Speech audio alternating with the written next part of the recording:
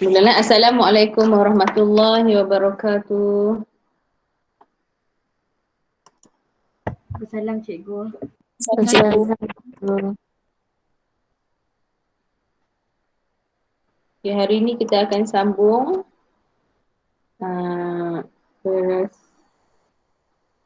minggu lepas kita belajar tentang cryptography. Kemudian kita belajar tentang cipher. Cipher ada 3 jenis.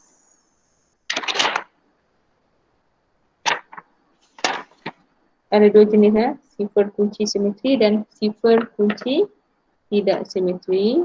Kemudian yang kedua kita belajar tentang penyulitan dan yang sulit. Penyulitan dan yang sulit. Okey. Sekejap. Tengok dekat sini dia nampak separuh lah. Dia tak nampak keseluruhan.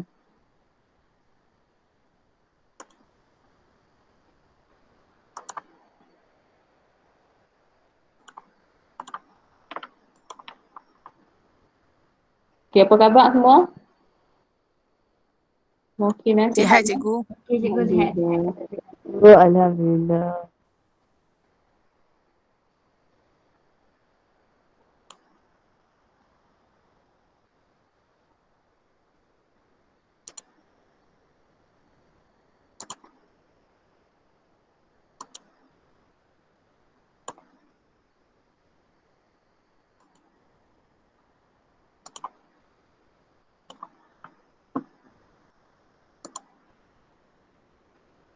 Cikgu, Okey, kita tengok.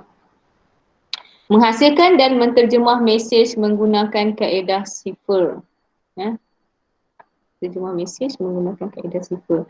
Kaedah-kaedah cipher pertama, reverse, ada 3 jenis.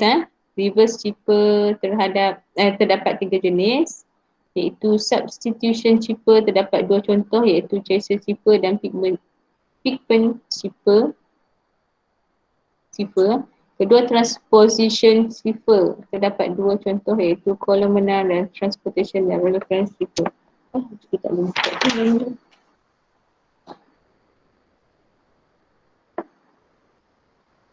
Okay. At the end of the class ni, cikgu nak kamu dapat menghasil dan menterjemah mesej menggunakan kaedah cipher. Ada 3 jenis, iaitu reverse cipher, substitution cipher dan transposition cipher. Okay. Julius Caesar telah memperkenalkan iaitu kaedah cipher sekitar 100 tahun sebelum Masihi. Cipher dicipta oleh Julius Caesar ini bertujuan untuk menghantar mesej dan pesanan kepada semua pegawainya dengan menggunakan huruf ketiga daripada huruf-huruf Roman yang asal. Selain itu, kod Morse juga dibangunkan sebagai suatu cipher. Kod Morse menggunakan telegraf untuk menghantar pesanan semasa peperangan. Sebuah mesin yang dikenali sebagai Enigma, iaitu mesin yang menggunakan sistem sifar dan kunci yang sangat kompleks, telah digunakan semasa Perang Dunia Kedua. Kesemua contoh ini menggunakan kaedah sifar untuk menghantar mesej kepada penerima tanpa diketahui oleh pihak lain. Dalam topik ini kita akan pelajari cara-cara untuk menghasilkan dan menterjemah mesej menggunakan kaedah sifar. Okey. Ini macam kod lah. Okey, kaedah sifar. Pertama, reverse cipher. Yang kedua, substitution. Yang ketiga, transposition. Substitution ni ada 2 jenis, iaitu tracer cipher dan pigment cipher. Okay, kita tengok satu-satu lah. Yang pertama sekali ialah reverse cipher.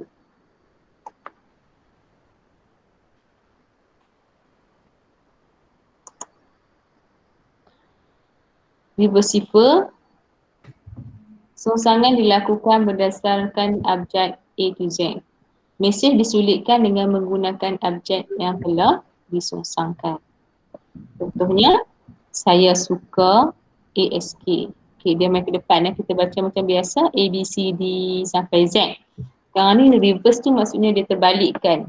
Bermula dengan Z dan berakhir dengan A.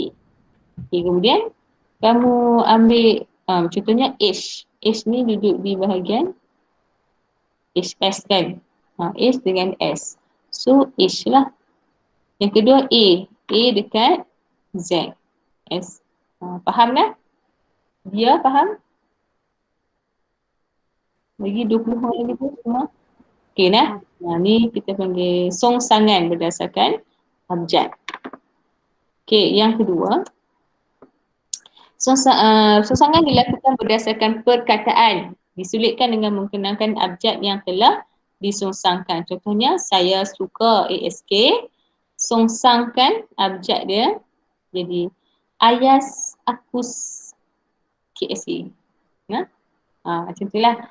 Ini maksudnya kod-kod yang orang lain tak faham. Kita-kita saja yang faham. Maksudnya orang yang belajar dia akan faham. Dia bukannya ayat biasa. Teks biasa. Yang kita songsang ni ialah teks sifar. Seterusnya si songsangan dilakukan berdasarkan seluruh mesej.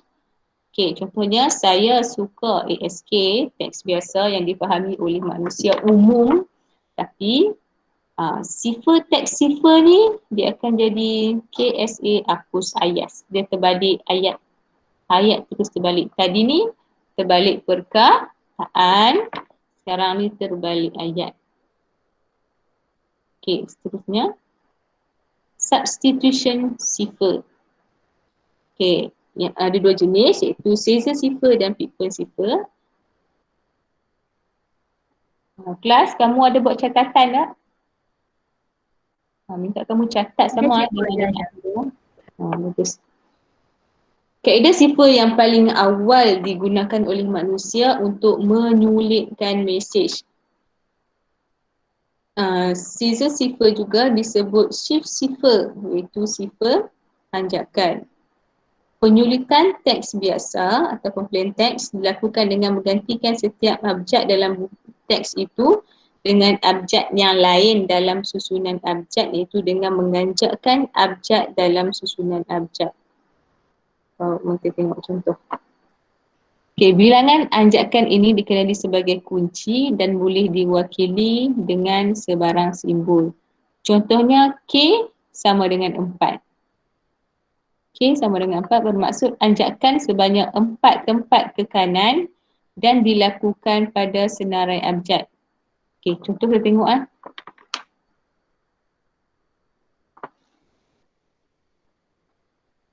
Contoh A, B, C, D. A, B, C, D, K sama dengan 4. Okay. W, abjad dalam teks biasa. Abjad dalam teks sifar, dia terbalik. W, X, Y, Z. Yang ni yang awal, anjakan daripada awal. Yang ni pula anjakan 4 terakhir. Ini 4 terawal, yang ni 4 terakhir.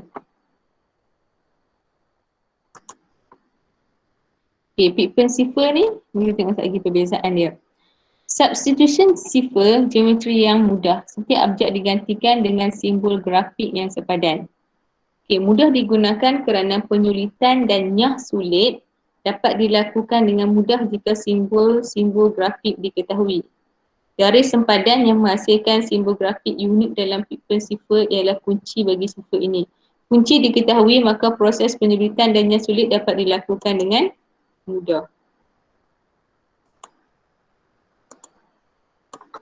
Okay, yang ni dia guna apa tadi dia kata? Simbol. Okay. Contoh Pitman sifar ni. Okay. Garis sempadan yang berbeza membentuk simbol grafik yang berbeza.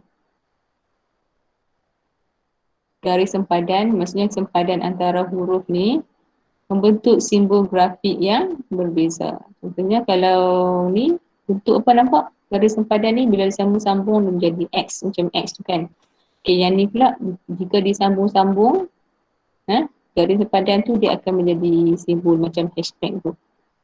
Okey, abjad dan perwakilan simbol Pikpen yang berpadanan. Okey, contohnya ini A, B, C. Dia menggunakan simbol. Kena hafal pula lah simbol-simbol ni. Jadi kamu sesama kalau pelajar ASK ni tulis bagi apa? Satu mesej kepada kawan kamu menggunakan simbol-simbol ni. Kawan kamu faham lah kalau yang hafal simbol-simbol ni, tapi kalau yang tak hafal tak faham. Ataupun kamu bagi mesej ni kepada budak RBT ke, dia pun tak faham. Yang ni kita panggil Pikpen cipher. Ingatlah kalau Pikpen ni dia menggunakan simbol.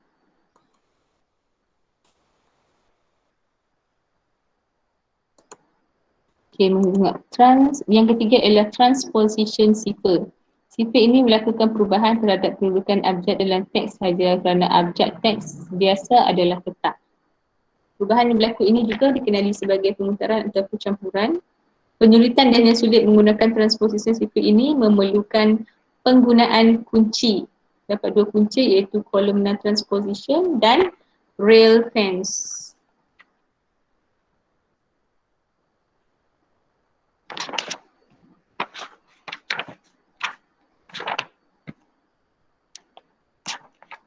Nanti kita tengok teks pula lah untuk lebih jelas.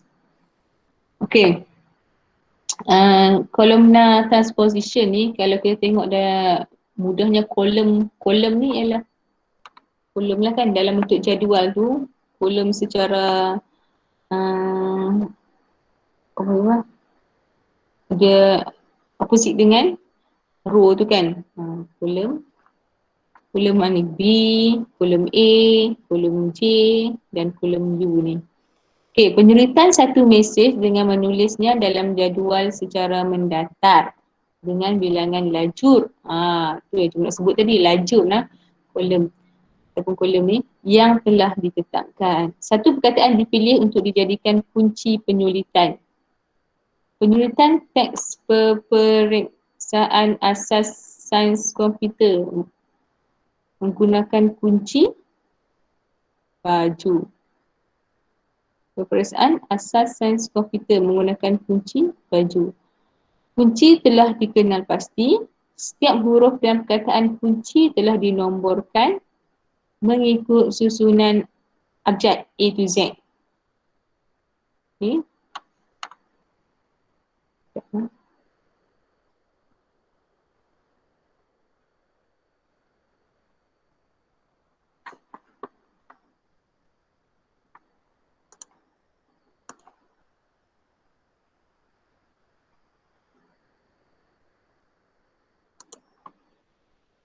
Okay. Saya ulang contoh penyulitan teks peperiksaan asas sains komputer menggunakan kunci baju BAJU. Kunci telah dikenal pasti. Setiap huruf dalam perkataan kunci telah dinomborkan mengikut susunan abjad A to Z. Okay, B ni abjad yang kedua, A ni abjad yang pertama, J abjad yang ketiga, U abjad yang keempat. Setiap huruf dalam perkataan kunci telah dinomborkan mengikut susunan abjad A to Z. A to Z ni kan, kenapa J ni 3 dan C ataupun berbelas-belas, dia ikut 1, 2, 3, ada 4 perkataan. So ikutkan abjad A to Z tu, A tu adalah nombor pertama, B adalah yang kedua. Antara J dengan U ni yang mana yang dulu? J kan? Okay, jadi J ni adalah yang ketiga dan U adalah yang keempat. Okay, columnar transposition lagi. Hitung bilangan baris yang diperlukan dalam jadual. Bilangan baris. Bilangan abjad dalam teks biasa. Bilangan abjad dalam kunci. Okey, bilangan abjad dalam teks biasa ada berapa? 28. Bilangan abjad dalam kunci baju tadi ni ada 4. So dia perlukan 7 baris. Okey, baris ni ikut sini lah. Melintang, secara melintang. baris. Yang menegak ni kita panggil kolom ataupun disebut tadi lajur lah, lajur ataupun kolom. Okey, kembangkan jadual dalam langkah 1. BAJU tadi 2, 1, 3, 4. Okey. Kemudian tadi kan kita apa dia punya tu? Teks dia ialah peperiksaan asas sains komputer. So kita pun susun, ada 7 kan? Peperiksaan asas sains komputer. Masukkan abjad dalam teks biasa. Masukkan abjad dalam teks biasa ke dalam petak. Susun je balik. Susun secara baris. Peperiksaan asas sains komputer. Okey. Terusnya, teks sifar akan ditulis berdasarkan jadual yang dihasilkan dalam langkah 2. Mulai dari lajur 1, abjad ditulis dari atas ke bawah, ini diikuti dengan lajur yang seterusnya. Okey. Sama juga peperiksaan asas sains komputer. Lajur 1. Lajur 1 ni, 1 tu E, I, A, I, O, T. Lajur 2 P, R, A, S, A, K, U.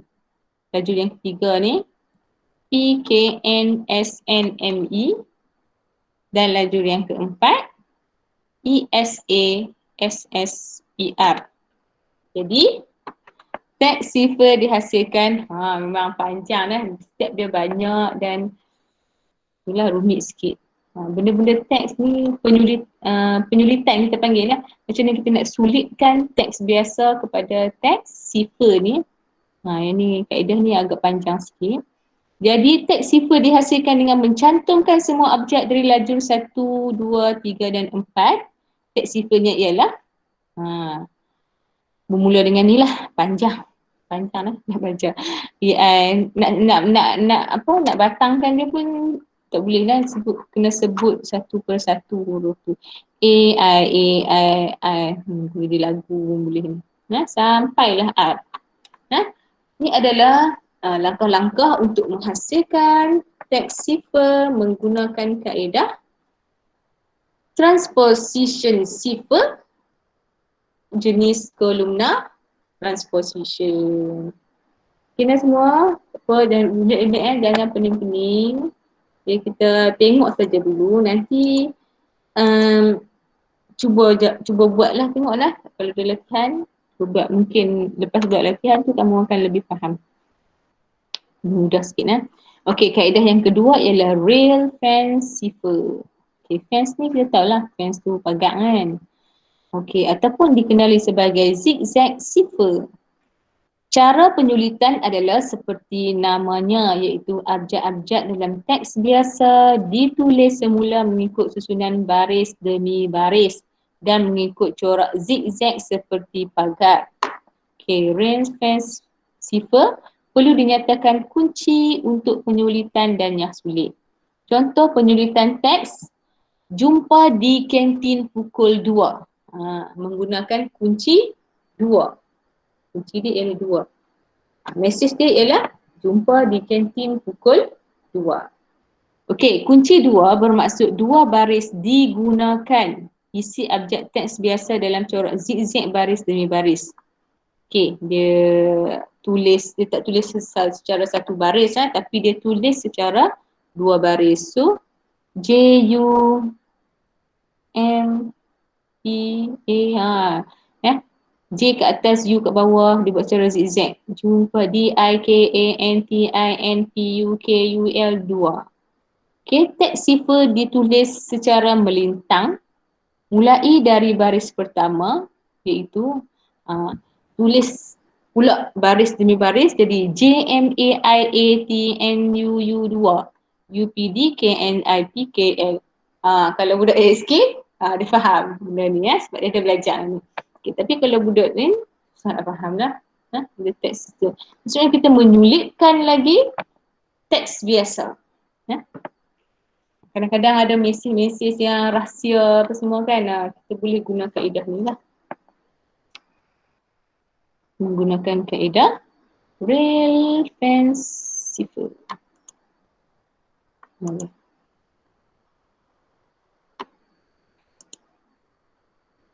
Okey. Pasal tu sahaja dulu. 2.13 untuk hari ini. Okey, sebelum tu cikgu penat juga duduk terang kamu ni. Baca semua. Okey, cikgu nak tanya nah. Okey, setiap kali cikgu tanya ni untuk band kamu nah, cikgu akan ambil adalah markah TP untuk kamu nah. Okey, baik, cikgu tengok siapa ahli kita ni. Adam Din. Siapa Adam Din? Saya. Okey, Adam. Nama penuh kamu apa? Kelas mana ni? Muhammad. Muhammad. Ha? Muhammad. Adam, sekarang ni kita ASK. Kamu tak leave tadi kita apalah Adam Din, Muhammad. Tanya Adam Fahmi lah. Adam Fahmi? Ya, cikgu. Okey, Adam Fahmi. Apakah? Cikgu nak tanya nah. Ada berapa jenis ataupun kaedah sifar? 3 jenis, cikgu. Iaitu? Reverse cipher, substitution cipher dan transposition cipher. Okey, bagus. Terima kasih Adam. Sama-sama, cikgu. Okey, nak tanya Adib Sabri. Ya, cikgu. Adib kelas mana? Hikmah. Okey, Adib. Nama penuh kamu apa? Muhammad Adib bin Muhammad Sabri.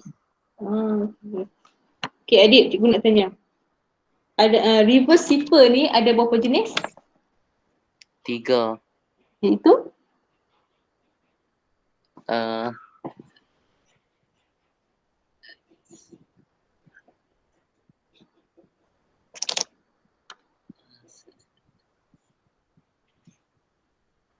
Adib?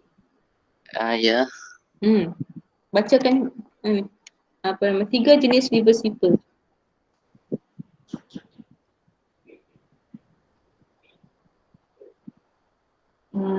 Tanya Aflah lah. Aflah Adibah.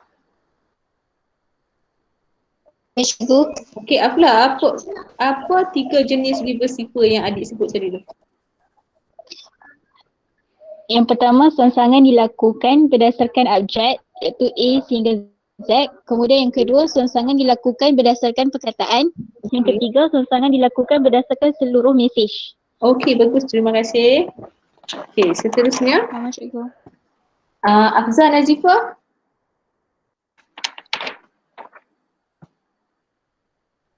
Afzal?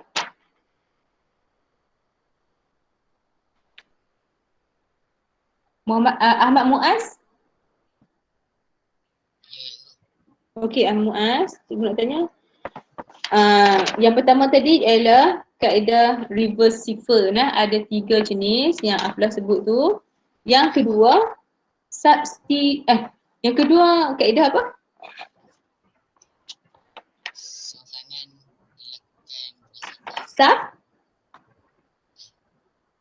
Substitution cipher.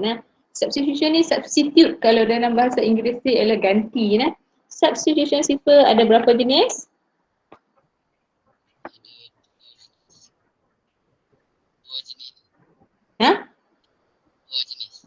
Dua jenis. Yang pertama?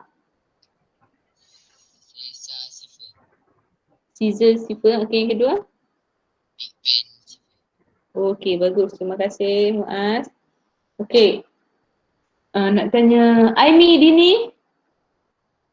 Ya, cikgu. Okey, semangat. Ni kalau cikgu panggil tu apa? Kuat sikit suara. Cikgu rasa semangat sikit.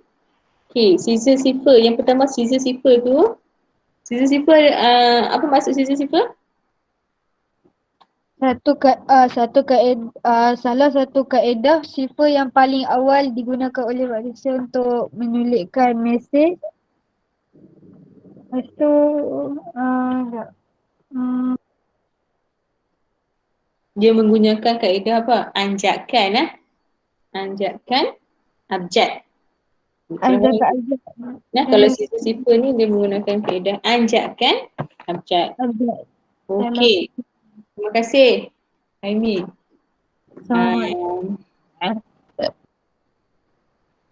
Ainul? Ainul Mardia? Ya, cikgu. Okey Ainul. Pigment sifar tu maksudnya apa? Janganlah baca apa yang kamu faham tu. Pigment cipher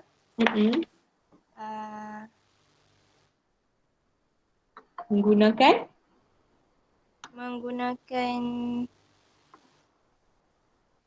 cipher geometri. Geometri lah ataupun dia menggunakan simbol. Simbol geometri. Dia ada simbol geometri dia A to Z. Maksudnya kalau kamu nak bagi mesej kat kawan kamu, kamu guna simbol tu saja. Tu pun kalau dia hafal lah, dia boleh faham. Hafal tak boleh faham juga. Menggunakan simbol. Terima kasih Ainul. Ahmad Zafran? Ya, cikgu. Okay, Ahmad. Transposition sifar ada berapa jenis?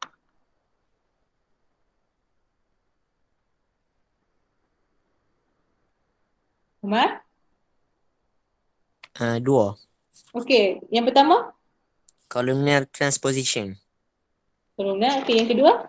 Rail fence cipher. Okay, bagus. Terima kasih. Okay, seterusnya cikgu tanya Amni Maisarah. Amni? Ada tu? Akil Hamdi? Ya, ya. Okay, Akil Hamdi, terangkan sedikit columnar transposition ni. Satu contoh sifar transposisi yang menyulitkan satu mesej dengan menulisnya dalam jadual secara mendatar. Secara mendatar ataupun ingat dia punya keyword dia ialah kolom kan. Kolom tu ialah mendatar ataupun secara mendatar ataupun dia dikenali sebagai apa?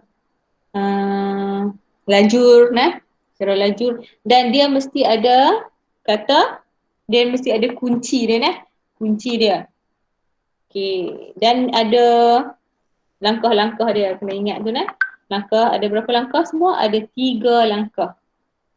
Kalau kamu rujuk muka surat 40 hingga 41, itulah langkah-langkah dia. Pertama sekali dia ada kunci. Yang kedua, kamu bina lajur dia. Okay. Yang ketiga, kamu bina lajur dan kamu tulis mesej kamu tu secara melintang, secara melintang. Lajur by lajur, bukan lajur, baris demi baris. Dan yang ketiga, langkah yang ketiga, kamu tulis balik mesej kamu tu secara menegak. Jadi dia tak akan jadi ayat biasa lah daripada perkataan apa ni kat sini. Kita tengok muka surat 40 tu, daripada perkataan maklumat mesyuarat akademik tu, dia akan jadi teks sifar dia ialah LTYAAIZMUMUTDKKASRKMTM, betul kan? Dia dibaca secara, dia ditulis dalam kolom tu secara baris tapi dibaca secara menegak. Okey. Siapa tu tadi ni? Adik mah? Akil. Akil Hamdi. Okay, terima kasih Akil. Kemudian cikgu tanya Dayang Husna ni siapa?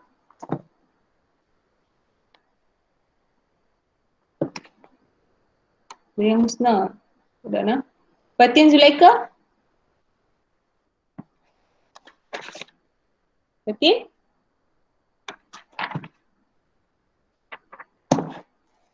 Imtiaz Sumaidi?